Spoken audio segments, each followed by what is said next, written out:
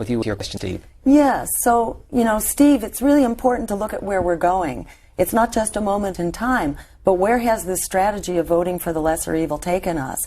All the reasons you were told to vote for the lesser evil over the last 10 or 12 years, because you didn't want the expanding wars, you didn't want the meltdown of the climate, you didn't want the offshoring of our jobs, or the attack on immigrants, or the massive bailouts for Wall Street. That's actually what we've gotten, by the droves, because we as public interest allowed ourselves to be silent and voted for the lesser evil. But the lesser evil doesn't solve the problem. The Obama administration, even with 2 houses of Congress, actually did all of these things that were, as bad as George Bush in the case of climate, blew the roof off of fossil fuel emissions. Yeah, all of the above gave us some renewable energy, but it completely amplified and intensified fossil fuel production, which has been incredibly destructive to the climate. The wars have gotten bigger. We're now bombing 7 countries. It's really important to look at not just the rhetoric here, but actually look at the track record. And the reality is the lesser evil and the greater evil is a race to the bottom.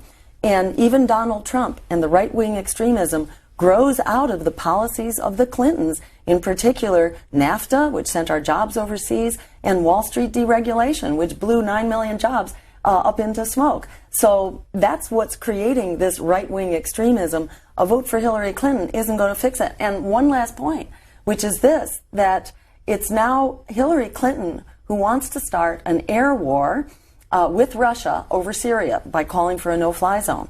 We have 2,000 nuclear missiles on hair-trigger alert, and Mikhail Gorbachev, the former premier of the Soviet Union, is saying we are closer to a nuclear war than we have ever been.